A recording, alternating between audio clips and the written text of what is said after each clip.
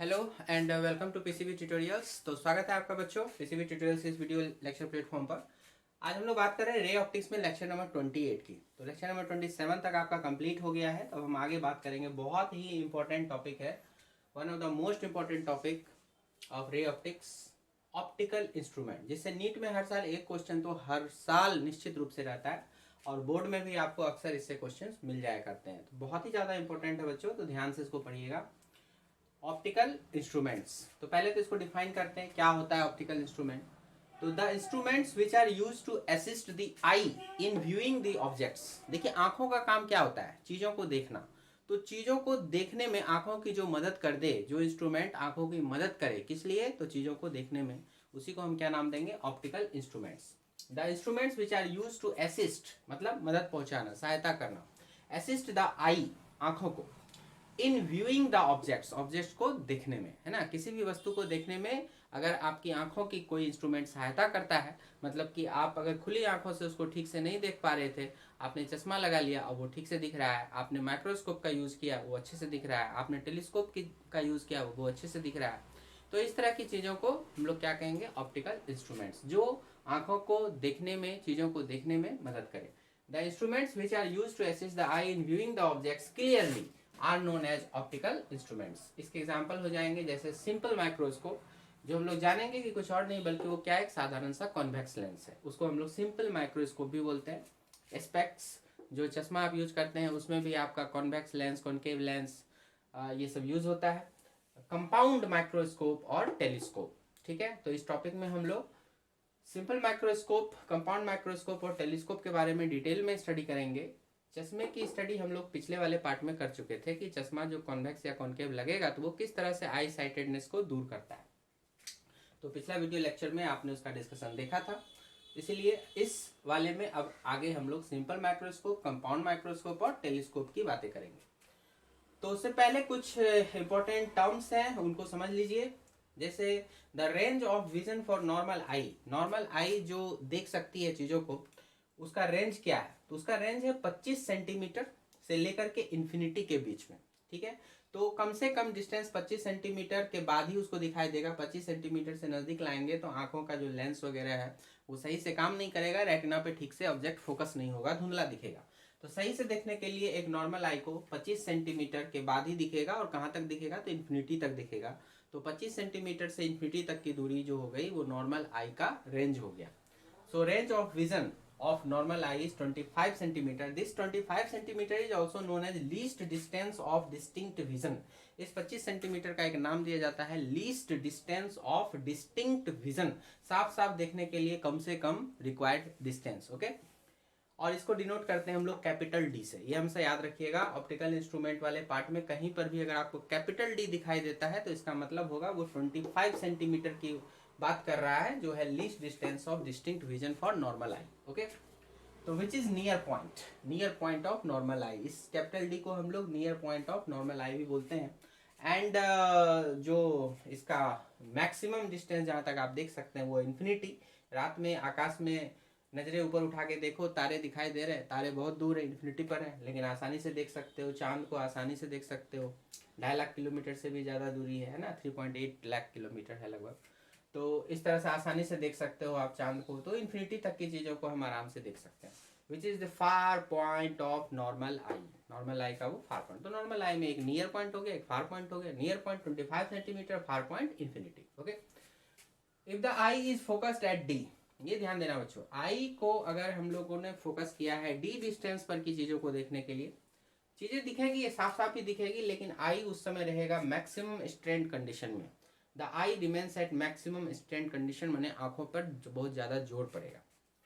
और अगर आई को हमने फोकस कर रखा है इन्फिनिटी के लिए, चांद को देख रहे हैं, तारे को देख रहे हैं, दूर की चीज़ों को देख रहे हैं, तो फिर आई जो होता है वो मिनिमम स्ट्रेन वहाँ पर आता है, जिसको हम रिलैक्स्ड पोजीशन कहते हैं। सो ये रिलैक्स्ड कंडीशन का उदाहरण हो गया। जब हम चीज़ों को, बहुत दूर की चीज़ों को देखते हैं तो आंखों पर कोई जोर नहीं पड़ता। जब नज़दीक की चीज़ों को देखते हैं, नज़दीक में भी कहाँ, कैपिटल डी पर, कैपिटल डी मैंने 25 सेंटीमीटर की दूरी पर जब देखते हैं तो आंखों पर मैक्सिमम जोर पड़ता है। ये थोड़ा ध्यान रखिएगा। विजुअल एंगल क्या होता है, अब आगे की बात को जानने समझने के लिए आपको ये विजुअल एंगल के टर्म को थोड़ा ठीक से समझना है। तो समझिए इस बात को, the size of the object sensed by the eye, आंखें जो देखती है किसी भी ऑब्जेक्ट को, उसका जो साइज है वो डिपेंड करता है, depend upon the size of the image formed on the retina, कि रेटिना पर जो इमेज बना उसका साइज क्या है। आंखें जो देखती है किसी भी ऑब्जेक्ट को, उस ऑब्जेक्ट का साइज बड़ा है कि छोटा है, वो इस बात पर डिपेंड करता है कि उस ऑब्जेक्ट का जो इमेज रेटिना पे बना है, वो रेटिना पर बनने वाला इमेज वो बड़ा है या छोटा है। तो रेटिना पर अगर छोटा इमेज बन रहा है तो चीज़ें हमको सामने छोटी अनुभव होगी, रेटिना पर अगर बड़ा इमेज बन रहा है तो चीज़ें हमको बड़ी अनुभव होगी। जैसे अगर मान लीजिए यही स्टिक है, इसको हम दूर में रख दें, दूर में रखेंगे तो रेटिना पे छोटा इमेज बनाएगा, ये हमको छोटा दिखेगा। जैसे जैसे नज़दीक आता जाएगा, आप देखिए इसका साइज इमेज यहाँ पर बड़ा बनेगा, तो फिर ये हमें बड़ी अनुभव होती जाएगी। तो नज़दीक में रखी चीज़ें बड़ी दिखती है, दूर रखी चीज़ें छोटी दिखती है। आप ऐसे समझ सकते हैं, अभी देखिए आपसे इतनी दूरी पर इतना दिख रहा है, धीरे धीरे आपके पास लेके जा रहे हैं, आपको ऑफकोर्स इसका साइज बड़ा दिखेगा। तो इस तरह से बात होती है। तो रेटिना पर जितना बड़ा इमेज बनेगा, ऑब्जेक्ट आपको उतना ही बड़े साइज का दिखाई देगा।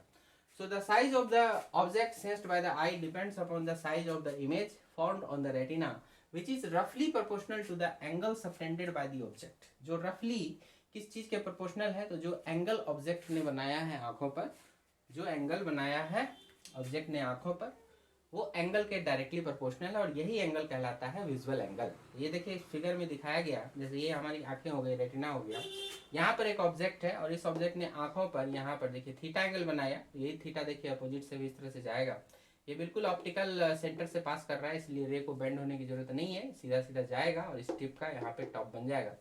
तो आप देख सकते हैं कि ये वाला एंगल थीटा के हिसाब से यहाँ पर इमेज बनेगा, और ये आप जितना नज़दीक ले जाओगे थीटा बढ़ेगा, जितना दूर ले जाओगे थीटा कम हो जाएगा। सो साइज ऑफ द इमेज भी उसी हिसाब से कम और ज़्यादा होती रहेगी। अगर नज़दीक लाएंगे थीटा बढ़ेगा तो यहाँ भी साइज बढ़ेगा, सो इमेज का साइज भी बढ़ेगा, तो ऑब्जेक्ट हमें बड़ा दिखाई देगा। और दूर ले जाएंगे तो थीटा कम हो जाएगा, तो यहाँ भी इमेज का साइज वहाँ पे कम होता जाएगा, तो हमें ऑब्जेक्ट छोटा दिखाई देगा। चलिए, तो ये चीज़ें हो गई। ऑप्टिकल इंस्ट्रूमेंट क्या करते हैं, ये बड़ा मेन फंक्शन है ऑप्टिकल इंस्ट्रूमेंट का। तो optical instruments are used to increase this visual angle. ये जो भी विजुअल एंगल बनाता है, जो भी ऑब्जेक्ट आंखों पर ये एंगल बनाया, विजुअल एंगल थीटा, तो यही थीटा जितना ज़्यादा होगा, ऑब्जेक्ट का साइज उतना ज़्यादा अनुभव होगा, क्योंकि रेटिना पर उसी हिसाब से इमेज बनेगा। तो ऑप्टिकल इंस्ट्रूमेंट करते क्या है, इसी एंगल थीटा को बढ़ाने का काम करते हैं, किसी न किसी तरह से वो इसी एंगल थीटा को बढ़ाने का काम करेंगे, तो फिर आपका यहाँ पर इमेज का साइज बड़ा हो जाएगा, तो हमें ऑब्जेक्ट ज़्यादा बड़ा दिखेगा, क्लियर दिखेगा। So optical instruments are use to increase this visual angle artificially in order to improve clarity को अच्छा करने के लिए, इम्प्रूव करने के लिए आर्टिफिशियली इसी विजुअल एंगल को बढ़ाया जाता है।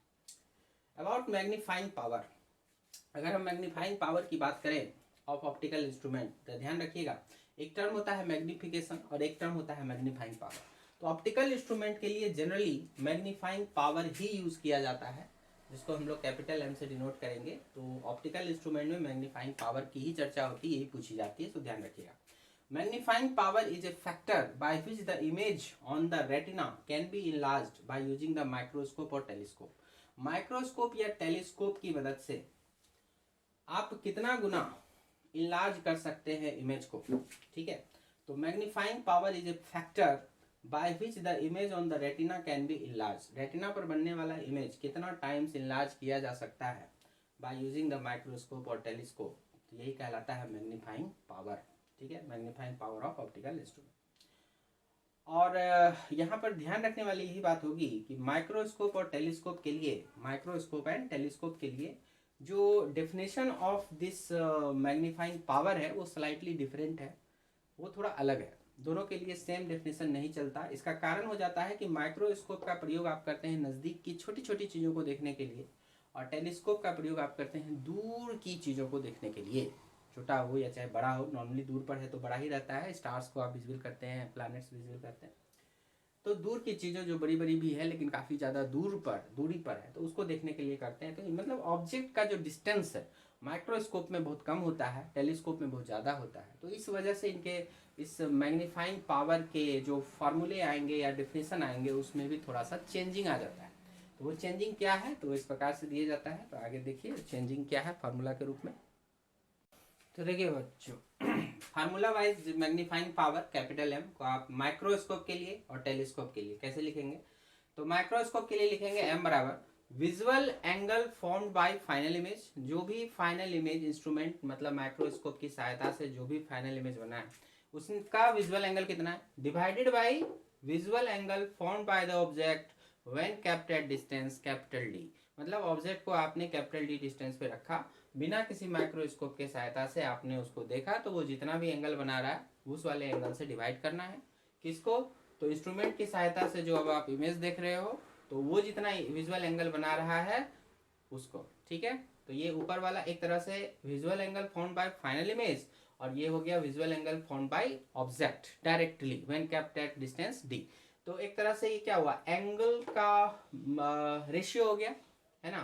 तो जो ऑब्जेक्ट है वो डायरेक्टली आंखों पर जितना भी विजुअल एंगल बना रहा है उसको कितना टाइम बढ़ा दिया गया है, कितना फैक्टर से बढ़ा दिया गया। तो एक तरह का एंगुलर मैग्निफिकेशन आप बोल सकते हो। तो ये जो मैग्नीफाइंग पावर है that can also be known as angular magnification, ठीक है। इसको लीनियर मैग्निफिकेशन या सिंपल मैग्निफिकेशन टर्म से आप कंफ्यूज नहीं करना, क्योंकि जो लेंस वगैरह में जो पहले हम लोग चीज़ें पढ़ते थे वो सीधा सीधा लीनियर मैग्निफिकेशन के रूप में आता था, सुपरफिशियल मैग्निफिकेशन के रूप में आता था, है ना।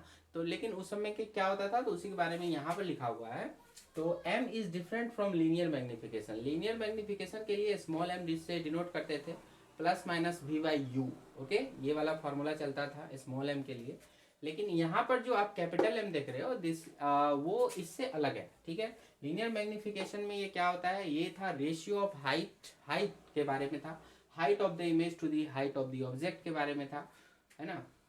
लेकिन यहाँ पर जो कैपिटल M है ये ratio of apparent increase in size, मैंने ऐसा लगता है कि apparent increase in size of image के साइज में कितना अंतर आ गया, सीन बाय द आई से जब आप नॉर्मली देख रहे थे तो कितना एंगल था, मान लीजिए 2 डिग्री का एंगल था, और आप अब इंस्ट्रूमेंट की सहायता से देख रहे हैं तो 10 डिग्री हो गया, तो 5 डिग्री का आपका 5 फैक्टर आपका ज़्यादा हो गया। तो मैग्निफिकेशन हम कहेंगे 5 टाइम्स x, इस तरह से आप डिनोट कर सकते हैं। Unit of capital M is x, अक्सर x से दिखाया जाता है। That is if you right N angular magnification या मैग्नीफाइंग पावर ऑफ 10 अगर आप कह रहे हो, तो इसका मतलब हुआ ये आप इस तरह से भी 10x, है ना, इस तरह से एक्सप्रेस कर सकते हैं। चलिए, तो माइक्रोस्कोप के लिए आपको बताया visual angle formed by final image divided by visual angle formed bye the object when kept at distance d। और टेलीस्कोप के लिए यहीं पे फॉर्मूला में क्या आएगा, ऊपर में तो सेम रहेगा visual angle formed by final image, लेकिन नीचे में आ जाएगा कि visual angle subtended by the object directly when seen from naked eye. मतलब कि यहाँ पर जो टेलीस्कोप है तो उसमें तो ऑब्जेक्ट काफी डिस्टेंस पे रहता है, काफी दूर रहता है। जैसे चांद को देख रहे हैं आप, अब चांद को पकड़ के डी डिस्टेंस पर तो रख नहीं सकते, तो वो जहाँ है वहीं से जितना भी एंगल बनाएगा आंखों पर वो वाला एंगल हम लोग को यहाँ पे नीचे रखना है ना, वो विजुअल एंगल नीचे रखना है। और ऊपर में क्या रखना है कि इंस्ट्रूमेंट की सहायता से अब जो इमेज जितना एंगल बना रहा है उस एंगल को ऊपर रखना है। तो basically this is angular magnification, है ना। एक तो हो गया एंगल जो नज़दीक में है अगर ऑब्जेक्ट तो उसको डी डिस्टेंस पर रख करके आप जितना मैक्सिमम एंगल बना सकते हैं आंखों पर आप बनवाइए, उसको नीचे में रखना है, और ऊपर में फिर जो इमेज बना के देगा आपको वो रखना है। यहाँ भी जो इमेज बना के देगा वो ऊपर में यहाँ पे रखना है, नीचे में क्या रखना है, तो ऑब्जेक्ट जहाँ पर है वहीं से वो आंखों पे जितना भी एंगल बना रहा है ना, उसको नीचे रख दीजिए, है ना। तो इस तरह से कैपिटल M आप डिनोट कर सकते हैं, निकाल सकते हैं, फाइंड कर सकते हैं। तो ध्यान रखिएगा माइक्रोस्कोप में M निकालने के लिए छोटा जो ऑब्जेक्ट है, नज़दीक में जो ऑब्जेक्ट है उसको डी डिस्टेंस पे रखना होता है। टेलीस्कोप के लिए ऑब्जेक्ट जहाँ भी जितनी भी दूरी पर है वहीं से जितना भी एंगल बनाएगा उसको यहाँ नीचे में रखना पड़ता है। ऊपर में सेम रहेगा visual angle formed by the final image, यहाँ पर with the help of microscope, यहाँ पे with the help of telescope, ठीक है। बाकी ये दोहरा दिया कि लीनियर मैग्निफिकेशन जो हम लोग अभी तक पढ़े थे स्मॉल m जो plus minus v by you आते रहता था, मिरर के केस में minus v by you, lens के केस में प्लस v बाई यू, तो ये क्या था, ये ratio of height of the object, height of the image and height of the object था। तो वहाँ पे हाइट का रेशियो हो जाता था सीधा सीधा, और यहाँ पर एंगल्स के रेशियो हैं, है ना। तो हाइट और एंगल एक दूसरे से थोड़ा तो अंतर रखेगा, तो यहाँ एंगल्स के रेशियो हैं, यहाँ पर हाइट का रेशियो था, इसीलिए small m is different from capital M, ठीक है ना। तो capital M is the ratio of apparent increase in size of image seen by the eye, ऐसा कहते हैं, लेकिन ये असल में क्या है, असल में है एंगुलर मैग्निफिकेशन, ठीक है। उसी को आप मैग्नीफाइंग पावर कह रहे हैं। कितना एंगल यहाँ पर आपको इंस्ट्रूमेंट ने बना के दिया विजुअल एंगल, और ये कितना ऑब्जेक्ट के थ्रू बन रहा था, यहाँ भी कितना इंस्ट्रूमेंट ने बना के दिया और यहाँ पर कितना ऑब्जेक्ट के थ्रू बन रहा था। यहाँ पर जो ऑब्जेक्ट को रखेंगे वो डी डिस्टेंस पे रखेंगे, बस इतनी सी बात है। यहाँ पर का जो ऑब्जेक्ट होगा तो उसका जहाँ भी पोजीशन है वहीं रहेगा, इन्फिनिटी है तो इन्फिनिटी, या कोई लार्ज डिस्टेंस है तो लार्ज डिस्टेंस। ठीक है बच्चों, चलिए अब आगे बढ़ते हैं। आइए बच्चों, अब बात करेंगे हम लोग सिंपल माइक्रोस्कोप की। तो जैसा कि आपको बताया मैंने कि ऑप्टिकल इंस्ट्रूमेंट में आपको सिंपल माइक्रोस्कोप, कंपाउंड माइक्रोस्कोप और टेलीस्कोप, और टेलीस्कोप के जो भी 3 टाइप हैं उसके बारे में ही स्टडी करनी होती है। तो एक एक करके सबको देखिए।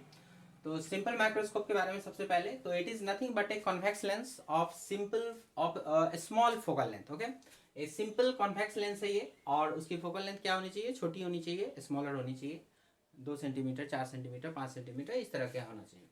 तो उसको हम लोग एक सिंपल माइक्रोस्कोप कह सकते हैं।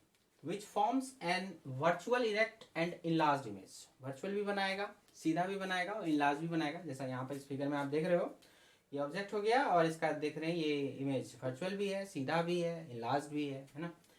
इन the same side of the object, जिस साइड ऑब्जेक्ट है उसी साइड आपका इमेज भी बनेगा, ऑब्जेक्ट के पीछे एक्चुअली।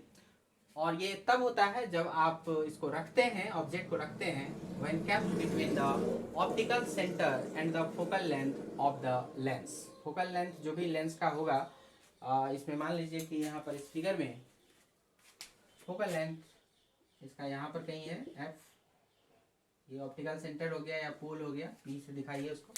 तो जब एफ और पी के बीच में कहीं पर भी आप रखिएगा, फोकल लेंथ के अंदर में ऑब्जेक्ट को रखेंगे, तो फिर इसका इनलार्ज इमेज आपको इस तरह से यहाँ पर तैयार होगा। ठीक है, एक रे सीधी इस तरह से ऑप्टिकल सेंटर से पास कर जाएगी बिना मुड़े हुए, दूसरी जो सीधी जाएगी फिर पैरेलल होकर इधर डाइवर्जिंग होगी, तो पीछे की ओर बढ़ाएंगे तो यहाँ पे आगे कट किया तो यहाँ पे इमेज बन गया, जिसको आंखों को यहाँ रखने से आप देख सकते हैं।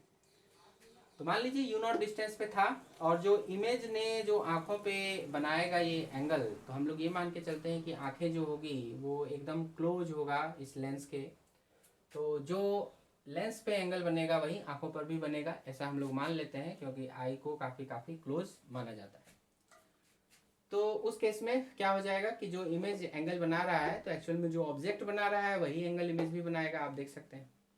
सो यहाँ पर की जो स्मॉल वैल्यू थीटा हो गई, यही हो गई यहाँ की विजुअल एंगल, जो ये इमेज यहाँ पे लेंस पे बना रहा है। लेंस पे बना रहा है मतलब आंखों पे बना रहा है, क्योंकि आंखें जो होती है वो लेंस के काफ़ी क्लोज रखी जाती है। तो उसी के बारे में बात हो रही है। तो सिंपल माइक्रोस्कोप को एक बार फिर से, nothing but a convex lens of a small focal length which forms an virtual erect and enlarge image in the same side of the object when kept between the optical centre and the focal length of the lens. It is also known as magnifying glass. इस convex lens को हम लोग magnifying glass भी बोल सकते हैं। Simple microscope is also known as magnifying glass. अब यहाँ पर देखिए, न्यूमेरिकल पर्पज से जब काम करना है तो आपको एक चीज ये ध्यान में रखना होगा, visual angle formed bye the object, sorry. तो बच्चों यहाँ पर हम बात कर रहे थे visual angle formed bye the object kept eight D की। तो जो डायरेक्ट ऑब्जेक्ट हम लोग रखेंगे, आई से ज़्यादा हमको मैग्निफिकेशन मिले, बढ़िया से दिखाई दे, बड़ा से बड़ा साइज में दिखाई दे, तो इसके लिए मिनिमम डिस्टेंस होना चाहिए कैपिटल डी। ठीक है, तो माइक्रोस्कोप के लिए तो यही डेफिनेशन चलता है कि ऑब्जेक्ट को हमको कैपिटल डी पर रखना है, और उसके बाद वो जितना भी एंगल बनाएगा, ये वाला visual angle standard visual angle एक तरह से हो गया जो डायरेक्ट ऑब्जेक्ट ने बनाया आंखों पर या लेंस पर। ठीक है तो यहाँ पर ये बात ध्यान में रखनी होगी कि हम लोग नॉर्मली जो विजिट करते हैं, तो वो छोटे छोटे माइक्रो ऑर्गेनिजम्स, छोटी छोटी चीज़ें होती है, तो छोटी छोटी चीज़ें जो होती है वो आंखों पर एंगल भी छोटा बनाएगी। सो यहाँ पर जितना भी एंगल आप थीटा नॉट या फिर इस केस का ये सब थीटा देखोगे, तो ये सब स्मॉलर एंगल होते हैं, और ये सब बहुत छोटे एंगल होने की वजह से क्या होगा कि tan theta is almost theta, तो आप उसको टेन थीटा की तरह ट्रीट कर सकते हैं। मतलब this theta not can be treated as tan theta not, and then you can write perpendicular upon base. So h by d, theta naught can be written as h by capital D, and this angle theta naught can be further increased by using simple microscope. अगर आप simple microscope को इस्तेमाल कर लें इसके बीच में, तो इस थीटा नॉट को और बढ़ाया जा सकता है, ये वाला ऑब्जेक्ट आपको और लार्ज दिख सकता है, जो कि यहाँ पर किया गया।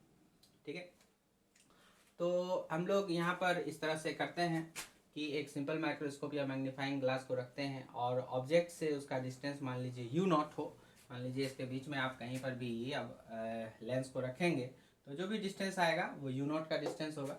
तो उस तरह से ये यू नॉट का डिस्टेंस हुआ, जिसका एक इमेज आपको कहीं पर यहाँ पर प्राप्त हो जाएगा। तो यहाँ पर जो इमेज जो आंखों पे बनाएगा एंगल, तो आंखों पर जो एंगल बनाएगा वो लेंस पर बनाएगा एंगल के इक्वल होगा, और इसके लिए आंखें जो होंगी very close to magnifying glass आपको रखना है। तो फिर आपका ये थीटा अभी भी ये उतना ही छोटा ही रहता है। So this theta can be treated as tan theta. So tan theta equal to h upon u not, इस वाले से देखेंगे तो एच अपॉन यू नॉट। ठीक है, तो जो इमेज जो बना रहा है एंगल वो आप देख सकते हैं कि इसी एच हाइट के हिसाब से ही बनेगा। तो एच बाई यू नॉट आपका टेन थीटा या थीटा लिखा जा सकता है, एच बाई यू नॉट। तो ये दो कैलकुलेशन आपको यहाँ पे ध्यान में रखना है। और from definition of capital M for microscope, magnifying power for microscope के डेफिनेशन से हमने जाना था कि यही theta and divided by theta not, यही रेशियो जो होगा वही होगा आपका एंगुलर मैग्निफिकेशन या मैग्नीफाइंग पावर। तो थीटा बाय थीटा नॉट लिखेंगे। और थीटा क्या था तो एच बाई यू नॉट था, और थीटा नॉट क्या था तो एच बाई डी था। आप देख सकते हैं एच कैंसिल हो जाएगा। So D by u not आपका ये एक standard magnifying power for simple microscope के लिए फार्मूला बन गया। Capital M equal to D by u not, जहाँ डी हो गया आपका 25 सेंटीमीटर। ठीक है, least distance of distinct vision, capital D 25 centimetre है। अब देखिए यहाँ पर दो केस जनरेट होगा। अगर आप इमेज को रिलैक्स्ड आई के साथ देखना चाहते हैं, मतलब कि फाइनल इमेज जो है वो इन्फिनिटी पर बने, तो इसके लिए क्या होना चाहिए, ये जो ऑब्जेक्ट डिस्टेंस आप देख रहे हो ये फोकल लेंथ के बराबर होना चाहिए, है ना। तो आपको लेंस को इस तरह से रखना होगा कि ये ऑब्जेक्ट इसके फोकस पर आ जाए। तो फोकस पर जब रहेगा तो इमेज अपने आप इन्फिनिटी पर बनेगा, और उस समय जो आंखें देखेगी तो रिलैक्स्ड वे में देख सकती है चीज़ों को। सो यू नॉट को आपको एफ पुट कर देना है बिना किसी साइन कन्वेंशन के, ठीक है, क्योंकि यहाँ पर हम लोग फार्मूला ही बना रहे हैं। So m infinity equal to D by f, सीधा सीधा आप इसमें रखेंगे। Known as magnifying power for normal adjustment, जब आपका इमेज इन्फिनिटी पे रहे, आंखें रिलैक्स रहे, तो इसको नॉर्मल एडजस्टमेंट का भी नाम दिया जाता है। और यहाँ ये चीज़ स्पष्ट है कि अगर एफ डी से कम हुआ, अगर एफ जो है वो डी से कम वैल्यू का हुआ, तो फिर क्या होगा, ये ग्रेटर देन 1 हो जाएगा, है ना। एफ जो है अगर कम हुआ, डी ज़्यादा हुआ, तो ये मतलब कि एफ की वैल्यू 25 सेंटीमीटर से अगर कम हुई तो एम इन्फिनिटी 1 से ज़्यादा आएगा, मैंने लास्ट आपको दिखेगा, है ना, कि ऑब्जेक्ट जितना एंगल बना रहा था उससे ज़्यादा एंगल आपको यहाँ पर इमेज बना के देगा। सो एम इन्फिनिटी ग्रेटर देन 1, इस तरह से आप कह सकते हैं if F is lesser than D. तो ऐसा हो गया। तो ये हो गया आपका एम इन्फिनिटी, है ना, magnifying power for normal adjustment, जिस वक्त इमेज हमारा कहाँ बन रहा हो, इन्फिनिटी पे। अब हम दूसरा केस लेंगे जिसमें इमेज हमारा बनेगा कैपिटल डी पर, मोस्ट स्ट्रेंड कंडीशन होगा आई का। तो उस केस में मैग्नीफाइंग पावर देखिए। आइए बच्चों, अगला देखते हैं magnifying power of simple microscope when final image is at D. जब फाइनल इमेज हमारा कैपिटल डी पर रहेगा, तब हमारा जो ये मैग्नीफाइंग पावर है सिंपल माइक्रोस्कोप का, वो कैसे निकालोगे आप, जिसको आप एम डी से भी डिनोट कर रहे हैं। तो in this case final virtual image is found at D, यही इसमें बात होती है कि जो हमारी फाइनल इमेज होगी वो कैपिटल डी डिस्टेंस पे होनी चाहिए। तो कुछ इस तरह से, तो मान लीजिए इसके लिए जो हमारा ऑब्जेक्ट का एडजस्टमेंट होगा, वहाँ पर कुछ ना कुछ यू नॉट की वैल्यू तो आएगी, यू नॉट आपका कुछ ना कुछ होगा जो निकालना पड़ेगा हमको। कैसे निकलेगा, तो इस लेंस फार्मूले को यूज़ कीजिए, 1/v minus 1/u equal to 1/f को यूज़ करेंगे। और अब यहाँ पे साइन कन्वेंशन के हिसाब से, चूंकि d is the distance, you not is the distance, तो उसको आप रखना है। सो v को आप रखिए, तो v इमेज आप देख सकते हैं कि इधर ही लाना है इसको, कैपिटल डी पर। सो इस तरफ आ रहा है, क्योंकि इधर से उधर जाएंगे तो पॉजिटिव, उधर से इधर आएंगे निगेटिव, क्योंकि ये रहा ऑब्जेक्ट, और इधर से उधर जाने वाला जो डायरेक्शन है आप देख सकते हैं, यहाँ से यहाँ जो जाने वाला डायरेक्शन है, so this direction is the positive direction. तो इधर जब आप आ रहे हो तो ये निगेटिव, तो डी में भी निगेटिव लगेगा और उस यू नॉट में भी निगेटिव लगेगा। सो वी के लिए माइनस डी और यू के लिए माइनस यू नॉट आप लगाएंगे, और उसके बाद इसको सॉल्व करेंगे। सॉल्व करते वक्त आप 1/u नॉट आराम से निकाल सकते हैं, ये प्लस हो चुका है, इसको इधर लिख दीजिए, इसको इधर लिख दीजिए, बाकी एज इट इज़। तो 1/u नॉट इज, ये इधर जाएगा 1/d प्लस 1/f, इसे इक्वेशन 1 कर दीजिए। और इसी को आपको पुट करना होता है general, in general for simple microscope के लिए हम लोगों ने अभी थोड़ी देर पहले देखा था, capital M D by u not आया था। तो डी बाई यू नॉट है, तो उसी में 1, इसको आप डी इंटू 1/u नॉट लिख सकते हैं, है ना। तो इक्वेशन 1 को यूज़ करते हुए इसको यहाँ पुट करिए। सो एम डी मतलब जब इमेज आपका डी डिस्टेंस पे बनेगा तो क्या हो गया, डी इंटू 1/u नॉट, तो 1/u नॉट की जगह इसको यूज़ करना है। सो ये क्या लिखा हुआ है, 1/d plus 1/f, 1/d plus 1/f यहाँ पे पुट कर दीजिए, और डी को मल्टीप्लाई कर दीजिए, तो क्या बन जाएगा 1 प्लस d/f, ठीक है। तो ये एम डी का फार्मूला हो गया। तो सिंपल माइक्रोस्कोप के लिए एम डी का फार्मूला 1 प्लस d/f, ठीक है। तो ये हो गया मैक्सिमम स्ट्रेन कंडीशन के लिए इस समय क्या होगी, आंखों पर मैक्सिमम जोर पड़ेगा, ज़्यादा से ज़्यादा जोर पड़ेगा, है ना। रिलैक्स्ड आई नहीं रह सकती ऐसे केस में। ऐसे केस में आंख पर जो होगा ये मैक्सिमम स्ट्रेन पड़ेगा, जोर पड़ेगा, ठीक है, मैक्सिमम स्ट्रेन कंडीशन। लेकिन मैग्निफिकेशन आपको पहले से अच्छी मिल जाएगी। पहले dy/f का मिलता था, तो अब 1+ dy/f का आपको मिल जाएगा। तो यहाँ पर घुमा फिरा के कहने की बात यही रहेगी समरी के रूप में कि सिंपल माइक्रोस्कोप के लिए 3 तरह के मैग्नीफाइंग पावर आपको ध्यान में रखने हैं। सो पहला है जनरल केस का मैग्नीफाइंग पावर, जो फार्मूला लेगा इसका d/u0, ठीक है, d/u0। और इसी में डिपेंडिंग अपॉन सिचुएशन 2 केस आ जाएंगे। जब आपका इमेज इन्फिनिटी पर बने, है ना, तो रिलैक्स्ड आई या नॉर्मल एडजस्टमेंट उसका नाम देंगे, और उस वक्त मैग्नीफिकेशन m इन्फिनिटी से दिखाएंगे तो d/f आ जाएगा। Okay, magnifying power, sorry magnification term करना, एंगुलर मैग्नीफिकेशन अगर यहाँ मुँह से निकल भी रहा तो उसका मतलब आप लोग एंगुलर मैग्नीफिकेशन समझेंगे, ना कि लीनियर मैग्नीफिकेशन, ठीक है। तो या तो मैग्नीफाइंग पावर बोलिए या फिर एंगुलर मैग्नीफिकेशन बोलिए। खैर, तो m इन्फिनिटी d/f आ जाएगा, और md हो जाएगा 1+ d/f, ठीक है, वो ये फॉर्मूला हो गया। आप देख सकते हैं कि अगर इन दोनों में हम कंपेयर करें m इन्फिनिटी और md में, तो हमारा md जो है वो अधिक है m इन्फिनिटी से, और कितना अधिक है, तो 1 यूनिट अधिक है, ये तो देख ही सकते हैं। तो md is greater than m infinity, hence we can see bigger size md के केस में दिखेगा, लेकिन स्ट्रेंड आई के साथ दिखेगा, और स्मॉलर साइज m इन्फिनिटी में थोड़ा कम दिखेगा, लेकिन रिलैक्स्ड आई के साथ दिखेगा, ठीक है। और बहुत ज़्यादा मैग्नीफिकेशन हम लोग नहीं कर सकते, f को आप जितना छोटा लेंगे उतना ज़्यादा मैग्नीफिकेशन आप बढ़ा सकते हैं, लेकिन बहुत ज़्यादा छोटा नहीं ले सकते, क्योंकि फिर दूसरे तरह की एवरेशन आनी शुरू हो जाएगी। तो एवरेशन अगर आना शुरू हो जाएगा तो फिर इमेज आपको ब्लर दिखना शुरू हो जाएगा। इसीलिए up to 4 times magnification, up to 4 times ऐसे केसेस में ट्रबल फ्री रहता है, किसी तरह का एवरेशन उसमें आप नेग्लिजिबल कर सकते हो, ठीक है। तो 4 टाइम्स तक काम चला सकते हैं, उससे ज़्यादा करेंगे तो फिर एवरेशन इफेक्ट करेगा। तो ये हो गया आपको ऑल अबाउट सिंपल माइक्रोस्कोप। अब हम लोग आगे बढ़ेंगे कंपाउंड माइक्रोस्कोप की तरफ। तो देखिए, आइए बच्चों, कंपाउंड माइक्रोस्कोप से पहले थोड़ा सा ये 2 क्वेश्चन कर लेते हैं। यहाँ पे सिंपल माइक्रोस्कोप का क्या कहता है, सिंपल सा पढ़िए। एक 20D lens is used as a magnifier, ठीक है। Where should the object be place to obtain maximum angular magnification मिले, और डी कह रहा है 25 सेंटीमीटर। तो जाहिर सी बात है मैक्सिमम एंगुलर मैग्नीफिकेशन हम लोगों ने देखा अभी थ्योरी में, ये किस केस में पॉसिबल है, तो m इन्फिनिटी 1+ d/f, वही मैक्सिमम एंगुलर मैग्नीफिकेशन दे सकता है। तो इसके लिए क्या होना चाहिए कि इमेज हमारा होना चाहिए d पर, ठीक है। तो in this case as we know that, तो in this case the image should be formed at d, ठीक है। तो आई जो होगा वो मैक्सिमम स्ट्रेन कंडीशन में रहेगा और वो उसको ऑब्टेन कर लेगा, है ना। तो md वाला जो फॉर्मूला था, तो मैक्सिमम जो मैग्नीफिकेशन आपको आएगा वो आपको आएगा md 1+ d/f, ठीक है।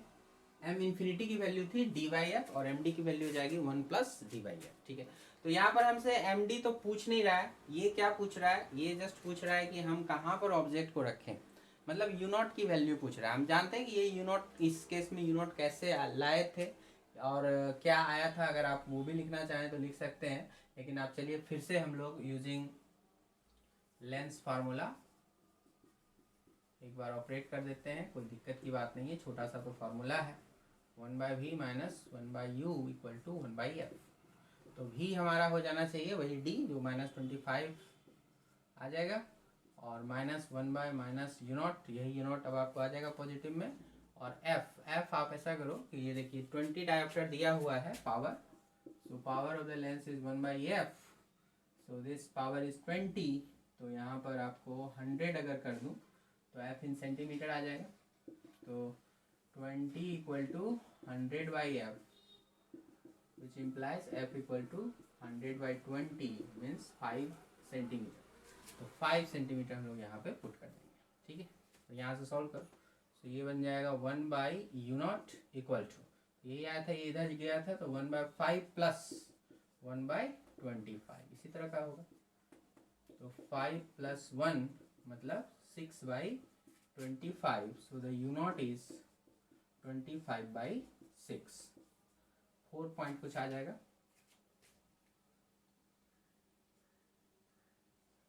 तो लगभग इतना 4.167 इस तरह से आप लिख सकते हैं सेंटीमीटर। ये आप आंसर करेंगे, ठीक है। तो ऑब्जेक्ट डिस्टेंस जो होगी वो 4.16 सेंटीमीटर डिस्टेंस आप ऑब्जेक्ट को लेंस के साथ रखिए और आपका जो है मैक्सिमम मैग्नीफिकेशन, एंगुलर मैग्नीफिकेशन आपको प्राप्त होगा। और वो कितने का होगा, अगर आप वो जानना चाहें तो इस फार्मूला से निकाल सकते हैं, MD बराबर 1 + D/F। तो D 25 था, F आपका 5 निकला हुआ है, तो वो आप रखेंगे तो 6 टाइम्स आपका कैपिटल M की वैल्यू हो जाती है यहाँ पे, है ना। मतलब ऑब्जेक्ट आपको 6 गुना इलाज दिख सकता है ना। और वो कब, जब आप ऑब्जेक्ट डिस्टेंस रखेंगे यहाँ पे 4.167। चलिए, तो इस तरह का काम अपने पीछे किया था, तो उस पर सवाल हो गए। एक और सवाल है, उसको भी देखिए।